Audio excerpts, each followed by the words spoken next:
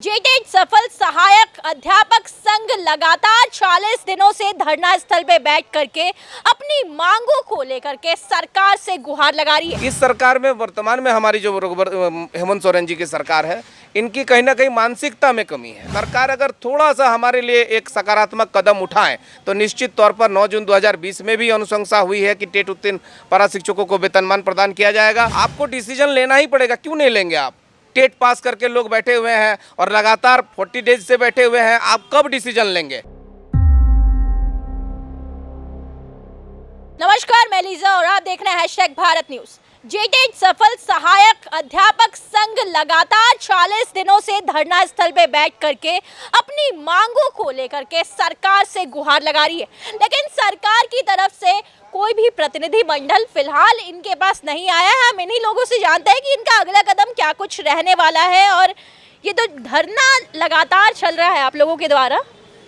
पहले इस दिन आपने हवन कार्यक्रम किया, उसके बाद ये मुंडन कार्यक्रम हुआ। अगला क्या कुछ रहने वाला है? क्या सरकार की तरफ से कोई आने का कुछ भी दिखाई पड़ रहा है? देखिए, पिछले 22 अगस्त से हम लोग यहाँ आमरण अनशन धरना पर बैठे हैं और एक लोकतांत्रिक तरीके से जितने भी कार्यक्रम किया जा सकते तमाम कार्यक्रम को हम लोग कर रहे हैं। साथ ही साथ आप देखेंगे कि जो लोग धरना पर बैठते हैं वो सरकार का इंतज़ार करते हैं। हम लोग अलग तरीके से यहाँ सोच रखे हैं कि सरकार का इंतज़ार ना करते हुए हम लोग सरकार तक पहुँचे और सत्ता पक्ष के तमाम विधायक मंत्री से हम लोगों ने मिलने का कार्य किया।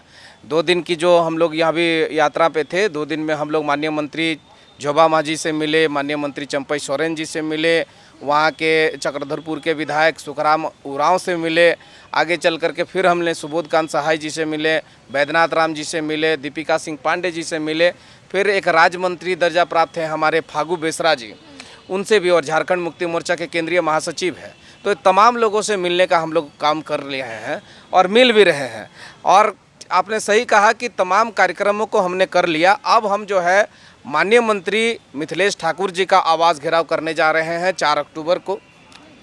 आगे जा कर के हम लोग 8 तारीख को जो है माननीय मंत्री रामेश्वर उरांव जी का आवास घेराव करेंगे और 11 तारीख को जो है हम लोग प्रदेश झारखंड मुक्ति मोर्चा के जो कार्यालय है उसका घेराव करेंगे। फिर 15 तारीख को हम लोग जो है कांग्रेस के कार्यालय का घेराव करेंगे और 21 को जो है हम लोग राजद के जो प्रदेश कार्यालय है उनका घेराव हम लोग कर रहे हैं। और ये घेराव नहीं होगा, न्याय की गुहार लगाने के लिए टेट पास पारा शिक्षक वहाँ पहुँचेंगे और उनसे न्याय का गुहार लगाएंगे। क्योंकि कहीं ना कहीं आप देखेंगे कि चुनाव में संगठन ही जाती है, पार्टी ही जाती है हमारे बीच। नेता मंत्री के साथ साथ पार्टी कहीं ना कहीं हमारे साथ इंटरेक्ट होती है। उस पार्टी के जिला अध्यक्ष, जिला सचिव जो लोग होते हैं, प्रकोष्ठ के जो इकाई होती है, वो इकाई हमसे कांटेक्ट में रहती है। तो उन तमाम प्रकोष्ठ से हम प्रयास करेंगे कि भाई आप लोग जो है, जब 19 की चुनाव थी तो आप लोग हमारे पास आए थे और आकर के समर्थन मांगे थे।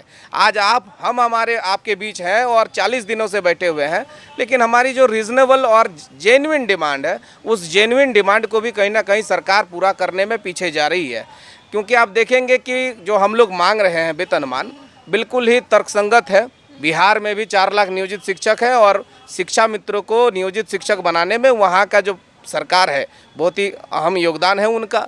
इस सरकार में वर्तमान में हमारी जो हेमंत सोरेन जी की सरकार है, इनकी कहीं ना कहीं मानसिकता में कमी है। आप अगर देखेंगे हमारे में कोई कमी नहीं है। हम शिक्षक पात्रता परीक्षा उत्तीर्ण किए हुए हैं, 20 सालों से पढ़ा रहे हैं और लगातार पठन पाठन का कार्य कर रहे हैं।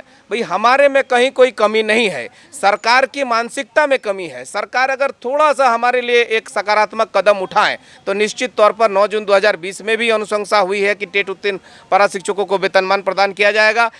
झारखंड के विद्वान महाधिवक्ता का भी परामर्श है कि भाई government establishment pay scale trained and TET pass para teacher को दिया जा सकता है।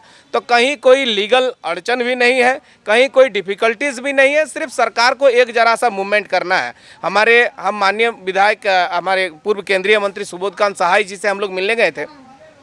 उन्होंने वंदना डाडेल जी को वहां से संपर्क किया स्पष्ट, और आपके माध्यम से सुबोधकांत सहाय जी को मैं धन्यवाद देना चाहूँगा कि जिस बेबाकी से उन्होंने बातों को रखा। उन्होंने स्पष्ट कहा कि I am very serious about this matter. आपको डिसीजन लेना ही पड़ेगा, क्यों नहीं लेंगे आप?